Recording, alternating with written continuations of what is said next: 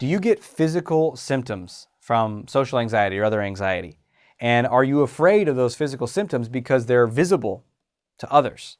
If so, stay tuned. We're going to do a Q&A about exactly this. So, dealing with the physical symptoms of social anxiety. There's a number of questions I've got that kind of combine together. One person said, I deal a lot with physical symptoms like palm sweating and hand shivers.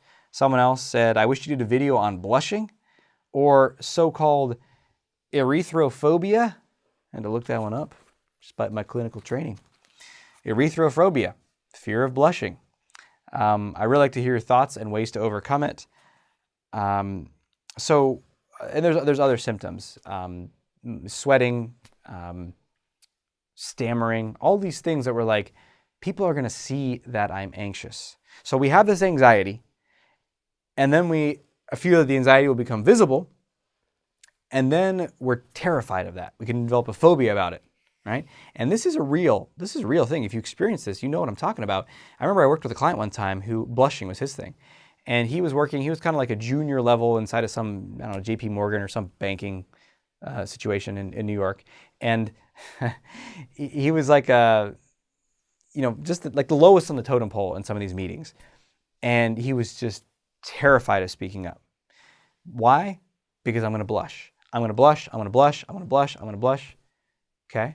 And what happens if you blush? Well, people are going to see me blushing. Okay? Well, what happens if people see you blush?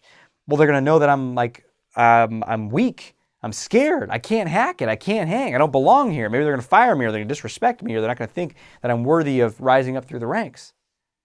Right? So what we do is we have this anxiety. The symptoms are going to become visible. Other people are going to see that I'm anxious, and that's going to be absolutely fucking terrible. And that's always the story with these things. I got sweaty palms, right? Someone's going to shake my hand. They're going to feel my cold, clammy, sweaty palm. And then what?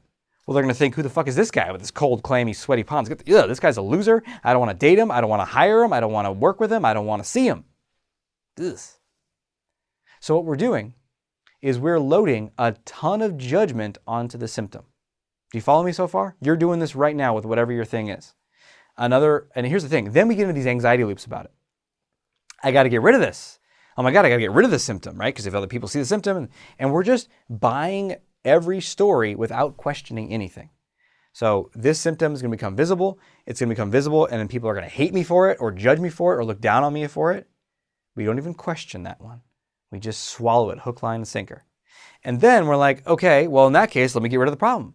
I got to go solve the problem. And that client I was telling you about in the banking institution, he'd looked up surgical solutions.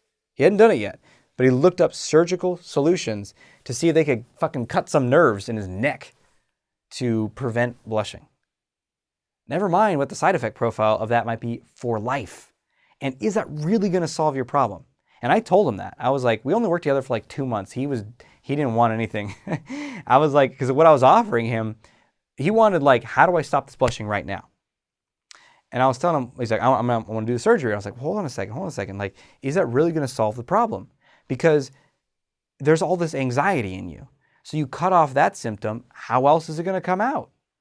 I don't know, but I don't think the anxiety is going to go away as soon as your blushing stops. You think it's the blushing, you think it's the palm sweating, you think it's whatever, but it's not.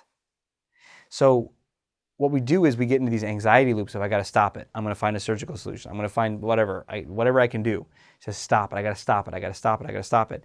And that anxiety actually intensifies the whole problem.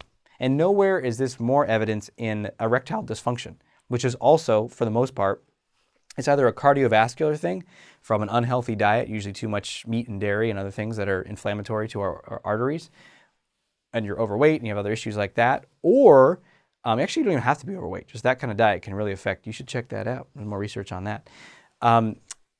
Or one of the biggest sources of erectile problems for men is anxiety.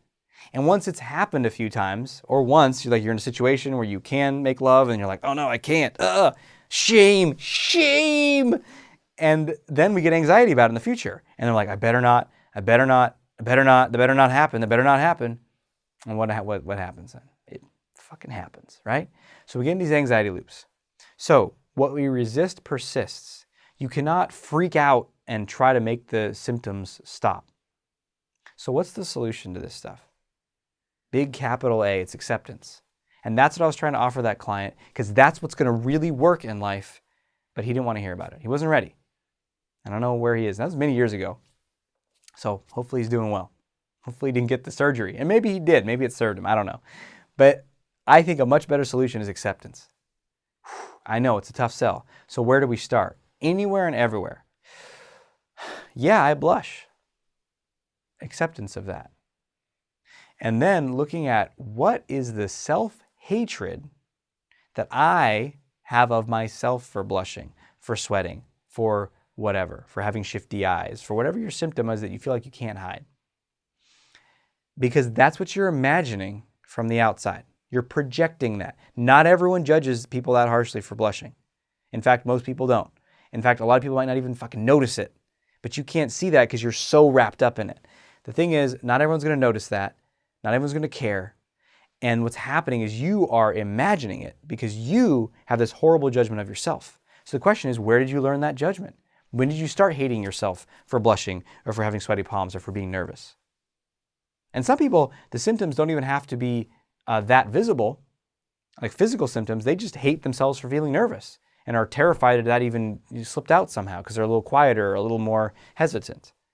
So where did you start to hate yourself? Think about that. Did you get teased? Did you get made fun of? I remember one client I worked with who had a lot of obsession around his eye contact. And he's like, I'm not blinking enough. I'm making people uncomfortable with my eye contact. And we could pinpoint it to one moment. He was in an elevator.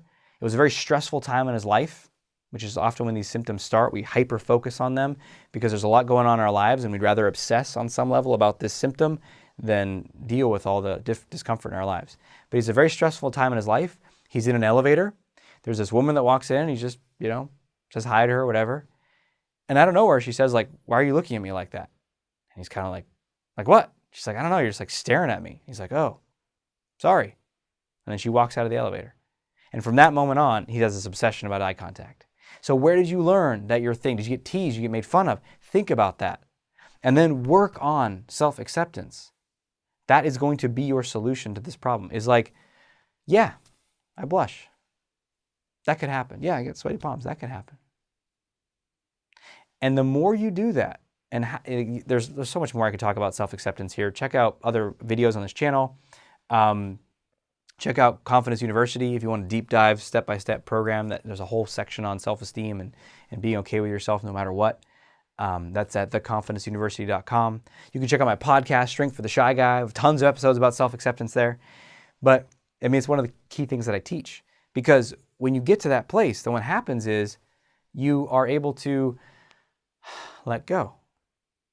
It's okay. And self-acceptance really is a lot of letting go because your mind is like, no, no, no. I'll be okay. I'm okay. I'm okay. And then what happens is it starts to become a non-issue. And then two things happen. Either you do sweat or you have the blushing and it comes and it goes and everything's fine. Or it comes and it goes and someone says a comment like, are you okay? You seem a little red. Oh yeah, I blush sometimes. Anyway, back to what we're doing. It's like a non-issue. Or what I've often found with people is over time, it happens less because there's less of a charge around it. And I've had people that the blushing has gone away entirely. I've had people that I worked with who are having all this anxiety about erections. I can't get, oh my God, it's not going to happen. And they might have this for years and then it becomes a non-issue. They don't even think about it anymore. And that could be happening for you as well. The key is acceptance with a capital A. So share in the comments below what you're finding useful from this. I hope this serves you on your path to greater confidence. Until we speak again, may you have the courage to be who you are and to know on a deep level that you're awesome. Talk to you soon.